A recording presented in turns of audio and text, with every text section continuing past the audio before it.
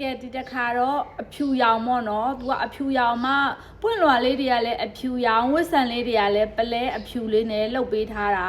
ဒီအဖြူလေးဆိုရင်တော့မေရဲ့ဆိုင်မှာရောင်အကောင်းဆုံးလို့တောင်မှပြောလို့ရတယ်ဘာလို့ဆိုပလဲလေးကလည်းမွေးပလဲအစ်စ်နဲ့လှုပ်ပေးထားတာသူရဲ့ပလဲလေးတွေကလည်းကိုလူထားရင်တဖြည်းဖြည်းနဲ့သူကကြီးလာပေါ့နော်အပွင့်လေးတွေကပြီးတော့ဝစ်ဆန်မှာဆိုလို့ရှိရင်လည်းဝစ်ဆန်အဲ့လိုမျိုးတပွင့်နဲ့ထည့်ပေးထားမဟုတ်နော်တပွင့်မှာဝစ်ဆန်လေးကပလဲဝစ်ဆန်လေးက3ပွင့်ထည့်ပေးထားပြီးတော့တခိုင်နဲ့ဝေလေးထိုးချင်တဲ့အမတွေဆိုလို့ရှိရင်ဒီပန်းလေးကိုရွေးလို့ရပါတယ်ရှင်သူ့ရဲ့အရွက်လေးဆိုလည်းဒီမှာတစ်ခွအရွက်လေးနော်မင်ထည့်ပေးထားတာပြီးတော့တခိုင်ထဲမှာ9ပွင့်မှာဒီမှာပလဲလေးတွေလုံးဝဖြာပြီးတော့ဝေနေရနော်တအိုးမှာ3ခိုင်5ခိုင်အဲ့လိုမျိုးအိုးကြည့်ရင်ကြီးတလောက်ထိုးလို့ရတယ်ဆိုပေမဲ့ तू ကတအိုးမှာတခိုင်နဲ့ထိုးမယ်ဆိုရင်တော့မှလှတယ်နော်ဒီပန်းခိုင်လေးကဒီပန်းခိုင်လေးကိုရွေးတင်ပါတယ်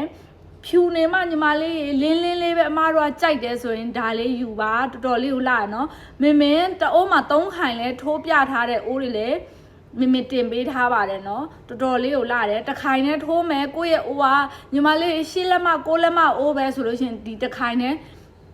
စမ်းပြီးတော့တအိုးပဲအရင်ထိုးကြည့်အောင်တော်တော်လေးကိုလာတယ်နော်သူ့ရဲ့ဈေးနှုန်းကလည်း3သိန်းမကျော်ဘူးရှင်တခြားပန်းခိုင်ဆိုလို့ရှိရင်9800နဲ့ဆိုရင်တော့3ခိုင်ထိုးနေရမယ်3သိန်း9400ကြောက်မယ်ဒါဆိုရင်တခိုင်နဲ့လက်လေးထိုးလို့ရတယ်ငွေအမောက်ကလည်း3သိန်းမကျော်ပါဘူးနော်